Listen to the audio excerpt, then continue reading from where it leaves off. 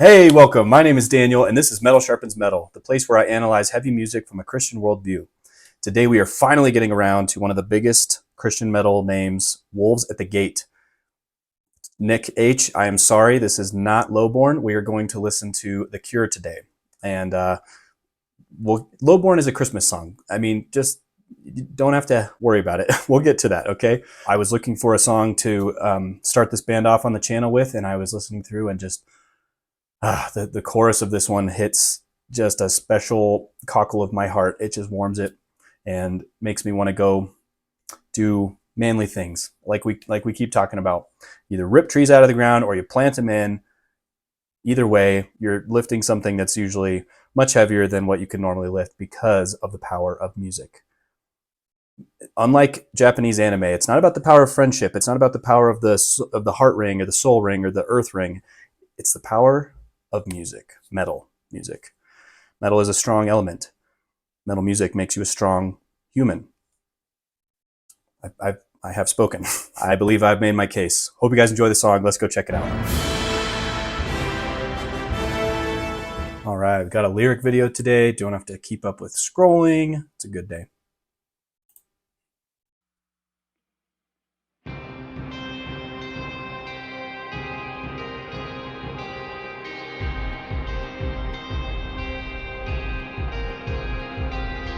They like those big, like stadium, like drums and orchestra and effects like that.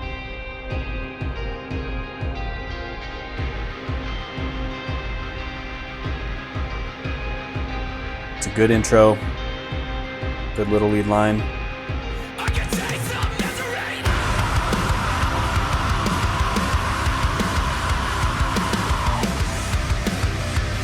Just some solid driving, rock and roll stuff.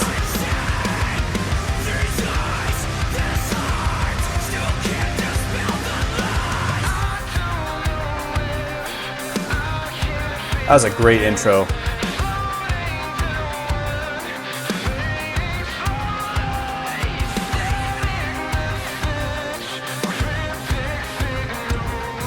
Cryptic.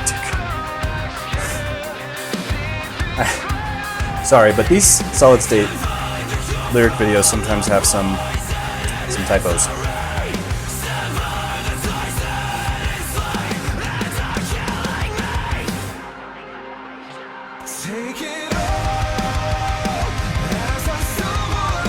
Yeah.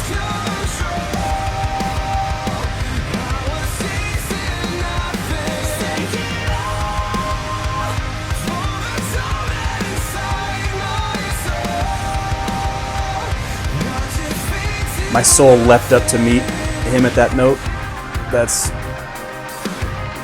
That is a chorus. Take notes.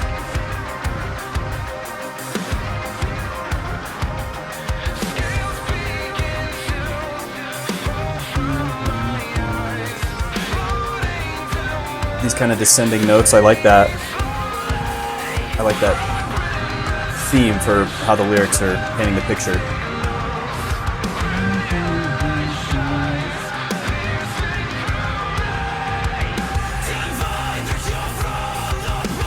Okay, got the pre-chorus again.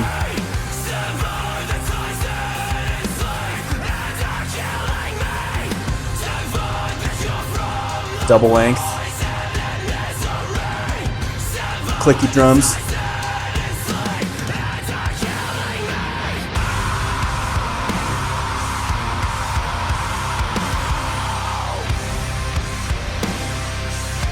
Here.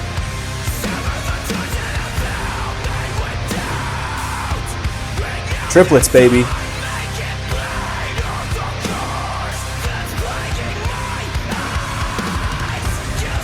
Yeah, those make you pay attention. It's a good attention grabber. Like it.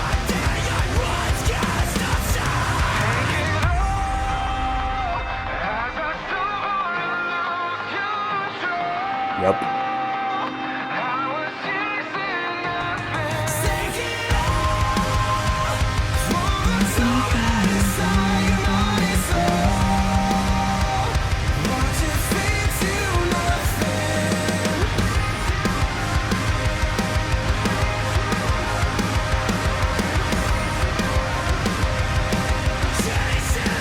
It's a great chord progression.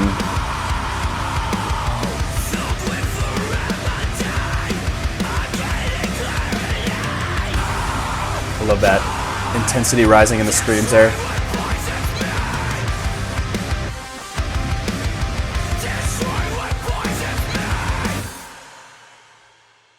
Nice little outro riff. Love it. So like I said, I'm a chorus guy. That chorus really spoke to me. That's a big reason why I picked this track.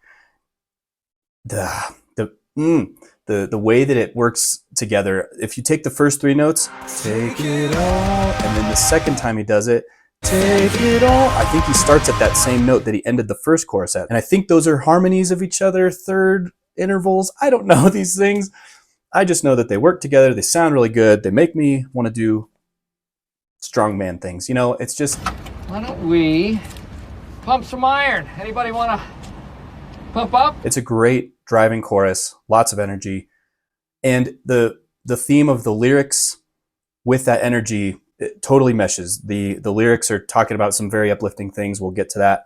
And that's the uplifting part of the song. You love to see it when they write with intentionality. These guys are very good at doing that.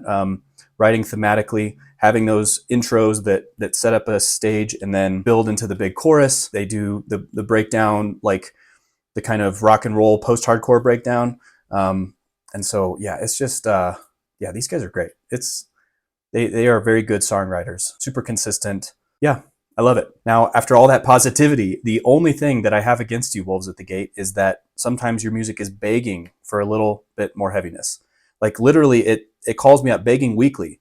And I've had to since screen my calls, and I think it's time for you guys to have the conversation, not with me, but with the music that's begging for these things. Yes, I know that their album Eulogies exist. It came out after this one.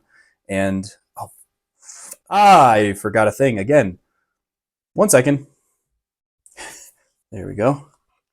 Oh yeah, see that? Look at that. Actually had the right one. So that's their album Eclipse. Back to where we were. I am aware that their album Eulogies exists. It came out right after this one, and it's got some really huge choruses. You love to see them. They did manage to push that sound to the next little level of heaviness and fullness that I was looking for. So if you like this song, if you like this at all, go check out their next album Eulogies as well. And it's just like a more advanced, mature version of this band. It's just they're becoming more of what they already were. I get that I'm being selfish, but I would love to see them lean a little bit even more into those heavier parts, those down-tuned moments on the guitars, maybe some like rhythmic breakdowns, like even with some 16th note chugs, a little more double bass. If that happened, I think it would be just about the perfect band for me. Yeah, don't look at me like that. Get down off your high horse. I already said I know I'm being selfish. Therefore, everything I say after that is justified, and I'm fine. I have done nothing wrong ever in my life. I know this. It's kind of the same rules as when people in the South say bless his heart, and then they're just allowed to totally slander somebody right after. Shots are being fired left and right. Anyway, I know it sounds like I'm asking them to just be a copy of August Burns Red or Convictions or Bloodlines or something. I'm not asking for that. I think that they could have a really good sound that is totally their own. I don't know, I'm just asking for some thick chugs to get through my thick skull. Have you ever really lived if you haven't chugged so hard that you're a little embarrassed afterwards? So yeah, I think they could make this their own sound and still stand out, especially with those monumental choruses, like I mentioned, and the very identifiable vocals. So speaking of vocals, their lead singer is Steve Kobuchi, and the harsh vocalist is Nick Deddy. These guys make quite the pair, I think.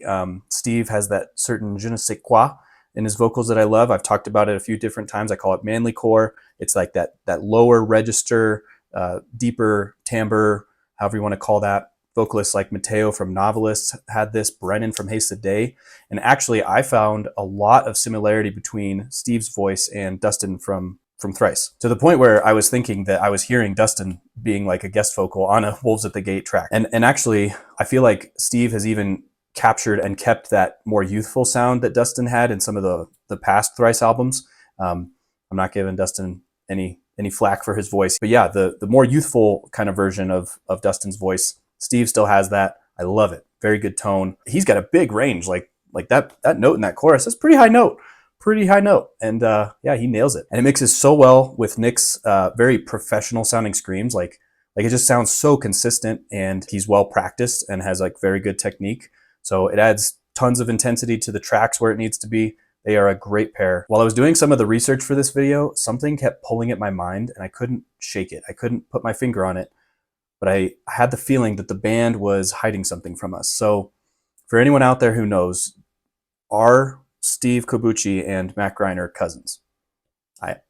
I need to know this. I mean, just look at that similarity there. I tried to reach out to the FBI. I tried to reach out to 23andMe, and they kept throwing around these big words, trying to make themselves seem smart, saying like lawsuit and jail time. So anyway, they were not helpful. I need you guys to tell me if they are related. I feel like this is a very relevant point that needs to be discussed more. So I heard in an interview that their name comes from a phrase of them wanting to call attention to the wolves that are at the gate of the church. And they want to guard the church from these errors. So they aren't the wolves themselves. They're talking about there are problems and we need to be aware. We need to guard ourselves. I don't think they're making any grand claims about their like spiritual abilities, their knowledge and teaching and all this stuff, trying to say that they're better than anyone else. I think they're just trying to promote truth and call out error for the church, just like all Christians are supposed to do. So yeah, let's go check out the lyrics and see how this one is instructing us. So I think that this is a great linear story from darkness into light. They tell a good story in the verses, and then the choruses are kind of moving beyond all that and pointing to the hope that they have. So yeah, it starts with rejection of God's ways and basically being in the natural state, what Paul calls the natural man. He says he's spitting out the remedy. Now he's looking back on this, so he can see it with a little bit more clarity, but he says the eyes and the heart cannot dispel the lies. So he's not able to distinguish lies from truth. And then he has this part, floating downward, fading slowly, static message, cryptic signals. And I'm going to fast forward a little bit and then come back to the pre-chorus and the chorus. But after a while, scales are falling from his eyes, just like Paul after he was radically converted. Floating downward, fading slowly again, but this time it's a vibrant message with glaring signals instead of cryptic signals. Before they were cryptic signals, we were the natural man. We weren't able to understand what was being, signaled at us. It looked like noise. And now it's evolved into glaring signals and like a vibrant message, bright light shining through us. So it's almost like too bright to take in at first, but we start to have that new capacity to understand God's truths, and this is basically describing what it's like to be born again. There's a radical change in your heart and in your mind, and you can all of a sudden start pulling out the signal from these staticky messages that didn't make sense at first. Why is all this happening? What is happening in the core of Steve and Nick that is prompting all this?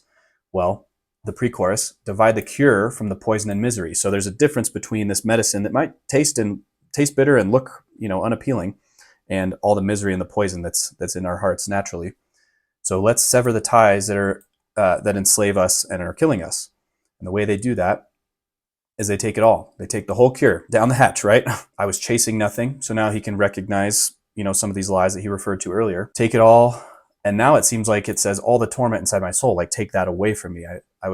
I kind of see that in two different ways. Take it all, like take the medicine, and then take all the nastiness away and watch it fade into nothing. Our sins are not counted against us when we are justified in God's sight. And it's important to point out that accepting the medicine didn't happen in this case by logical argument. It was from a spiritual regeneration. He talked about losing control, and in a sense, losing control is not something we want to do. We're called to be sober-minded as Christians, but losing control where we were holding on to this old, dead, spiritually dead state. And then now God all of a sudden has the control and changes your hearts and changes your desires. My heart nearly leapt out of my chest. That's what it's like when the medicine begins to work. And that's the regeneration that Paul talks about as well. So yeah, it's a beautiful and simple metaphor for the gospel. Jesus said in Mark 2:17 that he did not come to save the healthy, but he came to save the sick. The healthy people don't need a doctor. Now, the irony is that we're all sick and we don't all see it. Like some of us have dim eyes and dull ears. We can't tell that we are sick. We think we're actually righteous. And sometimes we're too wise in our own conceit to admit that we have a dire problem and that we need to turn to the Lord for the required medicine. So it is so encouraging to see a solid Christian band do solid Christian things. I still remember, I think the first time that I heard Steve talk was on a podcast called the Reformed Pubcast, which is long since discontinued. I don't think they've made an episode for years, but I heard him talk about these things years ago. And it's by God's grace that I still hear the same man espousing the same Christian truths years later through his lyrics. So yeah, I hope that this song can be an encouragement to the Christian who hears it and a prod to the conscience of the unbelievers who need to consider the purpose of the cure. So yeah, thank you for checking this one out, and I'll see you next time. Bye. Lawsuit and Jail Time. Big time Christian metal band. If you haven't heard about them, you're either not Christian or you're not a metalhead. Sorry, that was probably offensive unnecessarily. Jail Time. And their harsh vocalist is Nick, I almost said Vetti, for vocals. I'm not asking for these guys to, that was a floaty thing. Anyway, I'm not, gosh, I'm so distracted by that floaty thing.